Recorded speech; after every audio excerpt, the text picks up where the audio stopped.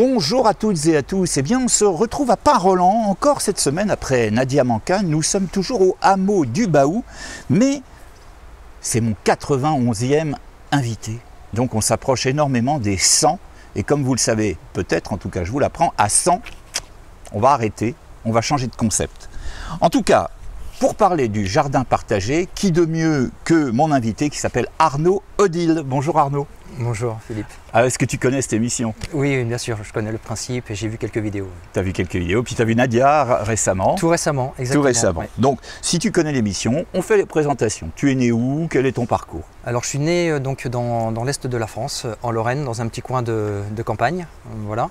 Et donc, du coup, j'en ai toujours gardé un goût assez prononcé pour la nature. Voilà, et puis ensuite l'envie de grands espaces et puis de découvrir aussi sur quelle planète nous habitions. Je suis rentré dans la marine nationale et pendant à peu près 13 ans j'ai navigué les mers et les océans. Donc ça c'était très enrichissant tant sur le plan humain, professionnel que de découverte. Et puis donc ensuite j'ai pris un virage pédagogique et là actuellement donc je suis conseiller pédagogique au Pôle École Méditerranée. Voilà, sous le commandement de Monsieur Merveilleux Duvigneau. Voilà, qui est amiral bien. Qui vient de passer amiral. Amiral et qu'on salue bien sûr pour ce passage de grade. Hein, donc c'est important au PEM d'avoir un amiral qui commande. Tout à fait. Un petit bonjour à Benoît et Geneviève Courreau au passage, qui je le sais regardent nos émissions, Benoît étant l'ancien commandant du PEM. Donc tu nous as dit, tu es né, voilà, mais tu as toujours été militaire ou tu as fait d'autres choses? Alors j'ai travaillé un petit peu avant de rentrer dans la marine, effectivement, j'ai fait deux, trois petits boulots, que ce soit dans la grande distribution ou bien également dans la vente commerciale de vêtements, enfin voilà. Donc, oui, un autre univers. Complètement, mais expérience intéressante quand même. Évidemment. Et alors tu viens de le dire, tu t'intéresses beaucoup à notre terre. Hein, notre terre, j'allais dire qui est aux cieux, notre terre, notre mère bien sûr. Oui. Et voilà ce qui va nous amener un peu à parler de ce jardin partagé qui a pris naissance quand ici? Quand est-ce qu'il a commencé et qu'est-ce que c'est exactement que ce jardin partagé? Alors exactement, il a pris naissance en 2018, mais toutefois quand même après une longue période de préparation administrative. Et en 2018, on a commencé les premières plantations ici.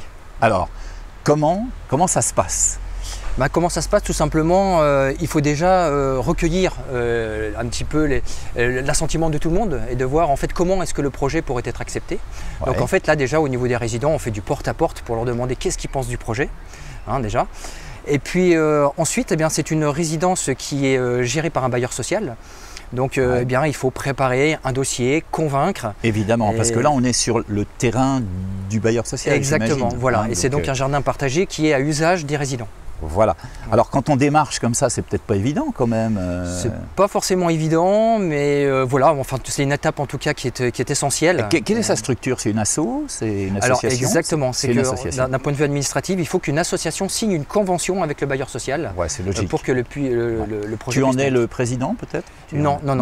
Je suis dans le conseil d'administration de l'association, mais je ne suis pas le président. Est-ce que tu sais combien il y a de membres qui participent à l'entretien de ce jardin? Oui, alors en fait. Vous êtes combien sur la résidence? Parce que la résidence, en fait, tu sais combien il y a d'habitants? Oui, alors en fait, il y a 60 logements. 60 logements. De tailles différentes, répartis sur 5 bâtiments. Effectivement, alors l'équipe projet qui était au départ, il en reste que très peu.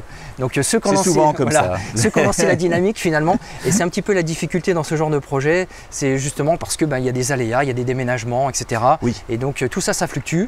Oui. Et donc ce qui fait qu'on a des gens de passage qui repartent. Mais voilà, donc globalement, on est 3-4 à être un noyau un petit peu dur. Alors tu me dis si je me trompe, mais je crois savoir que sur la presqu'île, notre presqu'île, il y a en fait 3 projets de jardin partagés. Un qui n'est pas vraiment accessible au public, mais qui est développé par le PEM, là où tu travailles. Oui. Et puis un autre qui est dans les résidences du Soleil, je crois. De Port-Soleil, c'est ça. De Port-Soleil, il me semble-t-il. Exactement. Oui. Mais tous ces jardins partagés fonctionnent selon le même principe, j'imagine. Alors ça dépend, parce qu'en fait jardin partagé veut peut-être aussi parfois dire avoir sa parcelle individuelle. Voilà, parce que c'est vrai que certains en fait aiment bien avoir leur petit espace à jardiner, donc ça c'est tout à fait possible. Ça après il faut en parler, c'est dans la gestion du projet, il faut parler de qui veut quoi et puis d'essayer de trouver le meilleur compromis. Alors on revient à la question précédente, combien il y a de personnes actuellement qui s'occupent du jardin qui est derrière nous, qu'on va découvrir dans un petit instant? Bah oui, donc 3 ou 4 personnes en fait qui 3 ou 4 viennent. personnes. Ouais, voilà, exactement. Parce que encore une fois, la difficulté dans ce genre de projet, c'est de maintenir une dynamique en fait. Ouais. Mais cela dit, le gros point quand même positif, c'est que c'est un espace, c'est un lieu où les conversations s'échangent, où les résidents se rencontrent. Voilà, c'est un lieu de vie. Donc en ça, vraiment, l'objectif social est rempli. On plante, enfin on travaille la terre, on plante, on récolte. Et bien justement, comment ça se passe? Justement, on ne travaille pas la terre. Ah, on ne travaille pas la terre. Donc ça évite déjà pas mal de travail. Ouais. C'est-à-dire que le sol il est recouvert en permanence. Si au départ c'était nécessaire de décompacter un petit peu le sol parce qu'on est parti quand même sur un sol de gravat. Oui, sol de construction de la résidence. Sol de construction. C'est pas une terre très riche. Voilà, donc au départ il a fallu décompacter un petit peu. Et puis ensuite il suffit d'apporter de la matière végétale. On recrée un sol et qui se fertilise en laissant la nature faire. Et ce qui fait que maintenant, quand on veut planter, on a juste un petit peu besoin d'écarter le paillage. Et puis ça pousse tout seul. Et ça part. Donc pas trop de mauvaises herbes en fait avec ce paillage. Alors justement, donc la nature et les mauvaises herbes ont toute leur place dans un jardin comme celui-là. Donc ce qui fait que ça peut paraître un petit peu étonnant, mais les mauvaises herbes ont un rôle écologique qui est tout à fait intéressant. Ouais. Mais en fait, qu'est-ce qu'on plante? Qu'est-ce qu'on va trouver dans ce jardin? Alors là, en ce moment, bien évidemment, on a les traditionnelles fèves qu'on a plantées au mois d'octobre. Vous pourrez peut-être faire quelques plants tout à l'heure. On va les voir. Et qu'on a déjà commencé à récolter. On les regarde d'ailleurs pendant qu'on parle. À se partager. Sinon, on a des plantations qu'on a mises en automne, donc qui sont plutôt sur de l'ail, de l'oignon, des échalotes. On a les blettes aussi qui commencent à pousser pas mal. Il nous reste des épinards géants d'hiver qui sont en train de monter en fleurs, donc il faut vite les consommer. Voilà à peu près, et on a les artichauts qui ont commencé à sortir pour l'instant. Et puis ce qui ne se voit pas également, c'est on a des plantations des légumes racines. Voilà, donc ils sont en train tout doucement de germer et par exemple, qui vont sortir. Légumes racines, c'est quoi? Ça peut être des topinambours par exemple, des plantes comme on appelle des hélianthis, des crosses du Japon, la capucine tubéreuse, voilà, de la glycine tubéreuse. Quand même des bonnes connaissances botaniques là quand même. Petit à petit on s'y met, mais ce sont des légumes qui sont méconnus. Et les traditionnelles tomates et choses comme ça. Ça va venir, c'est en ce moment qu'on peut commencer à les planter. Bon. Et alors qui profite de ça? Uniquement ceux qui s'occupent du jardin ou les résidents? Non, en fait, voilà, c'est les résidents. C'est les gens de passage, c'est les voisins. Voilà, ils peuvent prendre quelques fèves, on s'échange. Voilà, tout le monde participe un petit peu pour ça. Et c'est totalement gratuit. Ah oui, complètement. C'est totalement bénévole de tous les côtés. Tout à fait, parce que l'intérêt, c'est de conserver quand même, d'avoir la sagesse de conserver quelques graines, voilà, pour replanter dans l'année suivante, ce qui évite d'en racheter forcément. Et oui, évidemment, on fait des cycles de plantation. Alors voilà donc le fonctionnement de ce jardin partagé qui existe depuis, tu m'as dit, 2018. Alors 2018, il est sorti de terre. Oui. Il est sorti sans mauvais jeu de mots. Oui, sans mauvais jeu de mots. Nadia Manka, qu'on a vu dans l'émission précédente, est aussi active au développement de ce jardin. Oui, Nadia, c'est notre pilier de ce projet-là. Elle y vient quotidiennement. C'est elle qui nous fleurit énormément le jardin. C'est une passionnée également. Et puis, elle y passe de beaux instants. On lui fait un petit coucou parce qu'elle a fait une très belle émission la semaine dernière. Et on sait qu'elle est très active dans tout ce qui est associatif, partage. C'est quelqu'un qui est vraiment formidable pour la presqu'île, Nadia. Exactement. Voilà, on lui fait ce petit coucou, on lui rend un bel hommage. En dehors de ça, donc en dehors de ton métier réel, parce qu'au PEM tu es donc formateur, tu es dans la pédagogie. Oui, c'est ça, je suis conseiller pédagogique. Exactement. Conseiller pédagogique, donc tu formes les jeunes militaires, je pense. Alors je ne suis pas directement en contact des élèves, moi je suis plutôt en fait dans la formation, le conseil et l'accompagnement pour les acteurs de la formation, donc les formateurs, leur hiérarchie, etc. Donc tu as dû connaître une jeune militaire qui est passée dans l'émission, qui s'appelle Caroline Di Bartolomeo. Oui, je la connais de nom en tout cas. Qui elle, je crois, a un grade, elle est maître. Oui, de mémoire. Elle est maître et elle est directement en contact. On lui fait un coucou parce qu'elle était passée dans l'émission, ça lui fera plaisir également. Je fais des petites dédicaces maintenant qu'on arrive à 91 invités. On a déjà vu pas mal de monde sur la presqu'île. Donc en dehors de tout ça, Arnaud, est-ce qu'il te reste du temps pour un autre loisir ? Eh bien oui, celui de l'éducation à l'environnement. Voilà, oui, c'est ça. Sous quelle forme alors? Alors sous quelle forme en fait, j'interviens déjà pour le collège de Saint-Mandrier, le collège Louis Clément chaque année. J'interviens sur le thème du changement climatique. D'accord. Voilà. Et puis également, j'interviens sur le thème du développement durable auprès d'élèves de première et de terminale avec lesquels la marine a passé un partenariat. Voilà. D'accord, donc tu connais bien Catherine Casson, qui est la principale et à qui on fait un coucou. Exactement. Arnaud, dans cette émission, on passe par différentes questions et on va attaquer 2 questions qui vont l'une avec l'autre. Quelle est ta principale qualité? Ma principale qualité, je crois que c'est celle de j'aime bien rendre service. Rendre service, voilà. La dévotion. Oui, la dévotion. Et quel est ton principal défaut? Eh ben, alors c'est pas une pirouette, mais j'ai envie de dire que c'est la même chose. Parce que en fait, comme j'aime bien rendre service, j'ai tendance à répondre facilement aux sollicitations, à avoir des difficultés à dire non. Et du coup à gérer mes priorités en les mettant un petit peu. On va se serrer la main parce que je suis exactement pareil. Vous le savez si vous me connaissez, moi je suis prêt, je donne ma chemise à tout le monde, je suis prêt à aider tout le monde. Ouais. Et puis voilà, ça peut c'est pas un défaut, allez, c'est pas un défaut. Tu connais dans cette émission qu'il y a une série de questions qui s'appelle les tac au tac, il faut répondre tout de suite. Nos spectateurs aiment bien cette série, donc il faut répondre rapidement et puis surtout expliquer pourquoi on a répondu ça. T'es prêt? D'accord. Alors c'est parti, si tu étais un légume. Ah là là, bonne question, j'ai envie de dire la tomate. Une tomate. C'est tellement bon. Ouais, voilà. La tomate chaude. Comment? Chaude. Crue. Crue. Crue. Crue. Si tu étais donc maintenant, on va cuisiner, si tu étais un plat.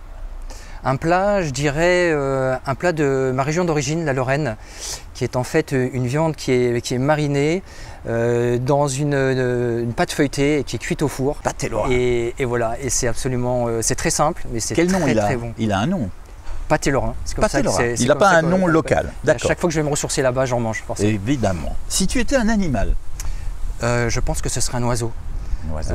Voilà, pour le sentiment de liberté. Liberté, voler au-dessus des choses, regarder. Exactement. Et enfin, si tu étais un pays. Et ça, celle-là, les vaches. La France. La France. Je ne vais pas être original, mais non, mais il n'y a pas de problème. Par sa diversité, et voilà, par sa richesse, par son histoire. Richesse géographique aussi. Hein. Tous les 200 km, les climats changent. Cette diversité. La diversité. On a un très beau pays, il faut qu'on continue à l'entretenir. Hein, et Dieu sait qu'en ce moment, ce pays est malmené. Mais je dis ça malgré le fait d'avoir beaucoup voyagé. Eh oui, évidemment. Arnaud, les autres questions. Qu'est-ce que tu aimes le plus dans la vie et qu'est-ce que tu détestes le plus? Ce que j'aime le plus dans la vie, c'est en fait tout ce qu'il y a de merveilleux dans la nature humaine. C'est-à-dire sa créativité, notamment dans le domaine. Alors voilà, on est en plein tournage et il y a quelqu'un qui arrive. On est en train de tourner. Non, mais merde, dit-elle. Voilà, on la voit pas. On est entre nous, tu peux venir si tu veux. C'est les joies du direct. Salut. C'est les joies du direct. Oui, donc on disait ce que tu aimes le plus. C'est ce qu'il y a de plus beau dans la nature humaine. Et ce que tu détestes le plus, à contrario? Eh ben, c'est pareil. Je crois que c'est encore le pile face d'une même pièce. C'est tout ce qu'il y a d'obscur, je dirais, dans la nature humaine. Eh oui, tout à fait. Voici le moment de ton message. Tu sais que dans l'émission, chaque invité a son moment de message. Donc un message qui porte sur n'importe quel sujet qui te tient à cœur. Et tu le dis, ce message, à la caméra qui est là, qui représente nos spectateurs. Donc si tu as sur n'importe quel sujet de ton choix, si tu as un message qui te tient à cœur, je te laisse t'exprimer.